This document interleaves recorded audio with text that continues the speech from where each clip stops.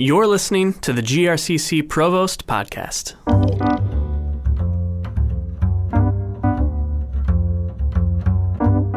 Greetings, persons of quality. This time of year is one for reflection. At holiday gatherings, we frequently sit around with family and friends.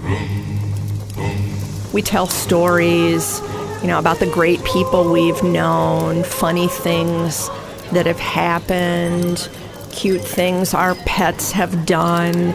Every media outlet has its top 10 list of some kind.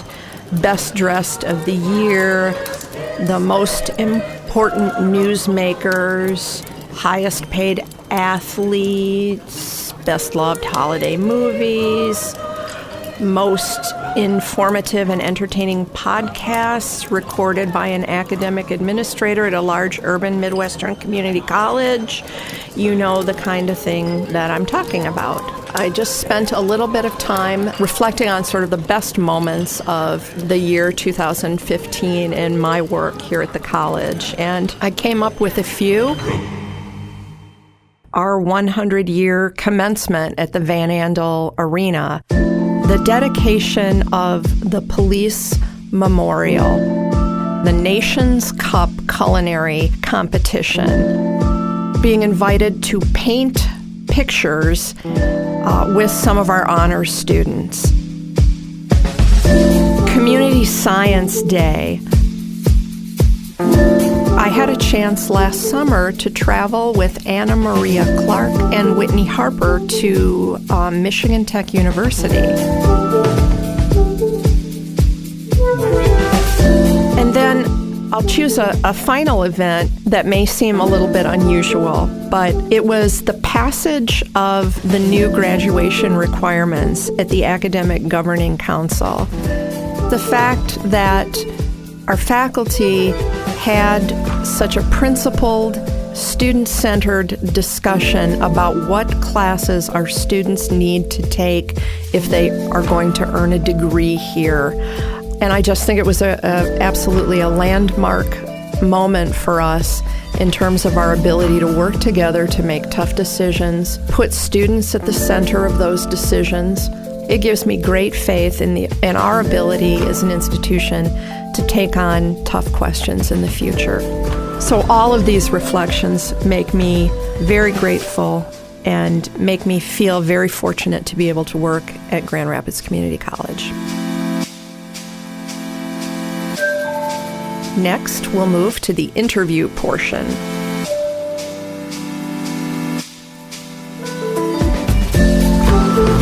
I have with me today Gary Brand, business professor, online learning guru, and Blackboard wizard, and Mike Vargo, dean of the School of Arts and Sciences, former beloved psychology professor, and sustainability champion. They are here to talk about open educational resources.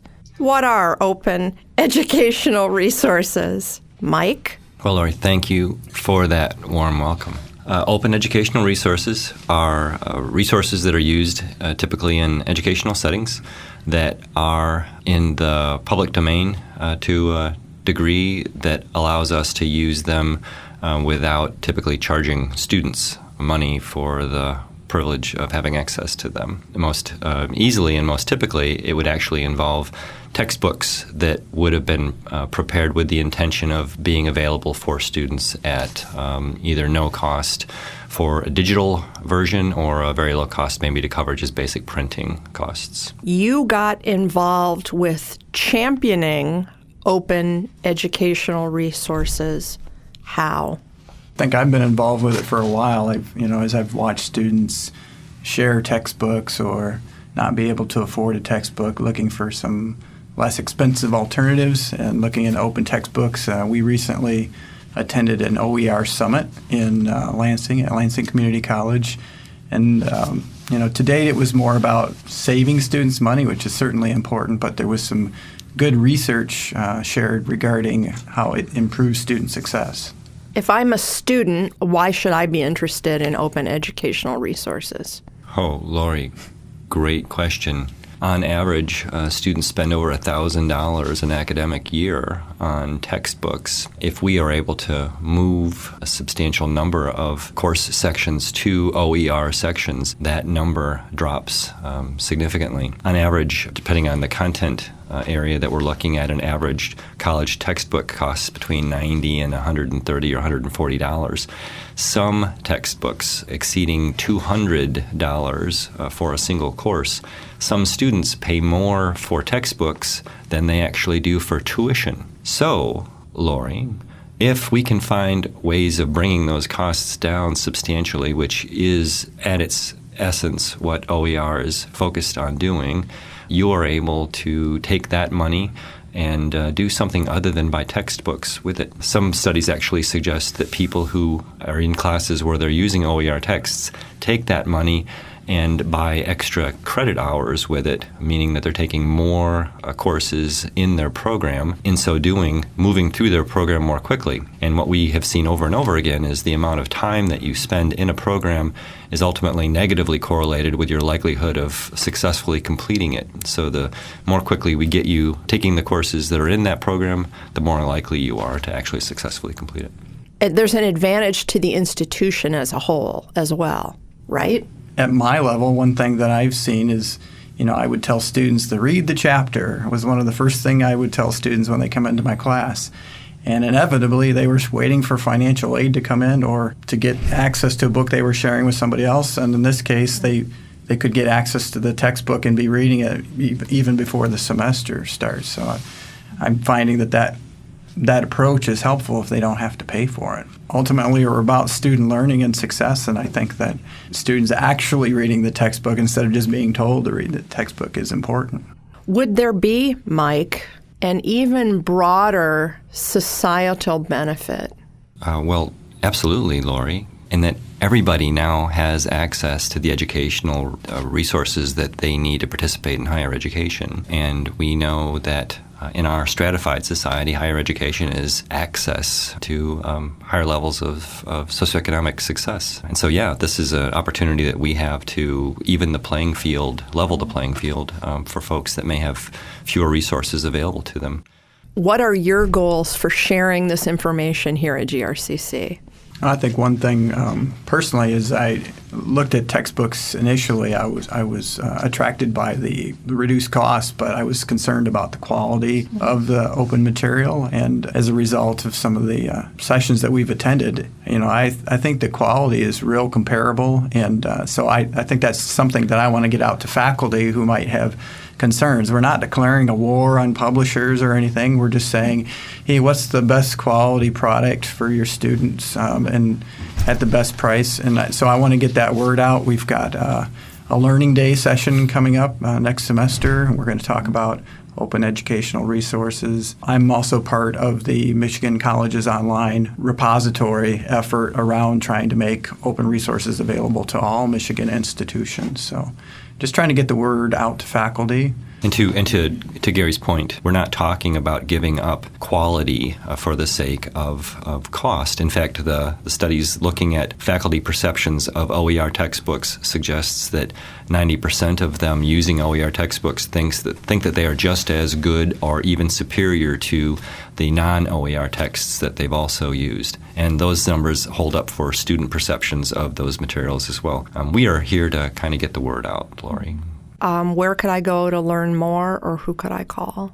Well, you certainly could get a hold of us. We'd be glad to help you. I know that from my experience in my department, I mentioned it in a department meeting, and the library has been very supportive in that effort. They have a lot of background in research and open educational resources. So our liaison was willing to work with our faculty members to come up with some open education options. And we're going to also have, at Learning Day, Gary's going to do a session. We've invited another faculty member from Lansing Community College who's already made that transition and who spoke at the OER summit that Gary and I attended. He's not been able to confirm whether he's going to be here for sure or not, but we'll get him here in some capacity.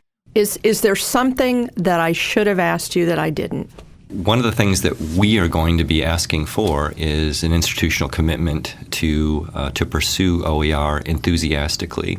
We are going to ask you, as the Chief Academic Officer, to help us champion this. I have a document that we have that is with the OpenStax group that we talked about earlier, and it's a key institutional partner agreement, and I was hopeful at some point you'd be willing to take a look at this and consider signing us on as a key institutional partner. This allows us quite a number of development resources from the OpenStax grant programming. So I'm going to leave this with you and ask you to please take a look at it. And if you're willing to sign it, that would be amazing. We've gone over all of the good reasons why we need to take a look at open educational resources. Saving students money while still having a very high quality product for them is, to me, the most obvious reason for us to pursue this. So please hand me the document. Anyone listening, I'll make sure, and so no one worries, that we'll have legal review it. I will be happy to help you in any way that I can. Would you be willing to take a quick holiday quiz? There are a number of important questions that we all grapple with during this time of year, and I was just wondering, since you're here today, where you might stand on these. So, number one, Christmas tree, real or artificial, Gary? Usually artificial, but this year we're going to Disney and we're not even putting one up. No tree. No tree. All right. Mike? We originally used a Norfolk Island pine that was about 8 feet tall in our house, and so it was our year-round Christmas tree. Then when we moved to Michigan, the drier interior conditions killed it. But we purchase a real tree and enjoy the smell of the balsam fir in our house during the holidays. Turkey or ham? I'm going to go with both. Both. Yep. Awesome. I live in a house of vegetarians, so I'm going to have to say neither, sadly, because I like both turkey and ham. Most desirable furry creature to be sitting near your hearth, cat or dog? Can I refuse to answer that on grounds I might incriminate myself? You know, no one's forcing you to say. I thought this would be the question that you would ask me and I would have to come out with. I don't really like either one. Sorry. Our family would say both. I personally am a dog guy, Lori. So, dog. Well, but I like people who like cats. Cats are awesome too, Lori. Hey, thanks. I think so too. Mike is actually one of the key reasons that I was able to convince my spouse that we should get a cat. Mike actually sort of loaned his cat to us for a weekend so we could see what living with a cat would be like and how wonderful it would be. So Matt the cat, I mean, and that's really nice that you would loan your cat. It'd be like loaning your kid. I mean, it's pretty brave. We were thinking of it more loan to own, Lori, but it didn't work out that way. Matt still talks about the awesome weekend he spent with the Chesleys. I don't doubt it. Well, thank you very much for your time. You're welcome. Thank you. Thanks for the opportunity.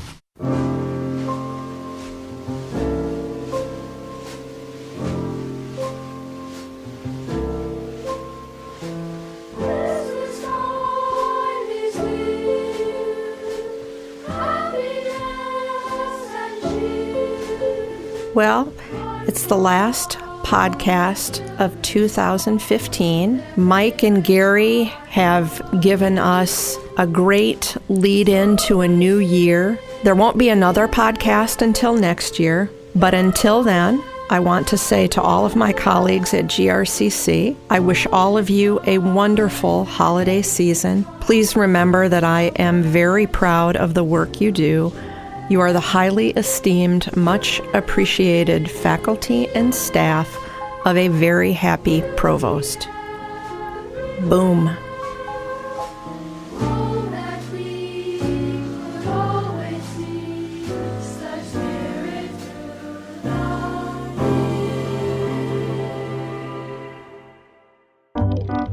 You've been listening to the GRCC Provost Podcast, produced by GRCC Media Technologies. Join us next episode for more Provost.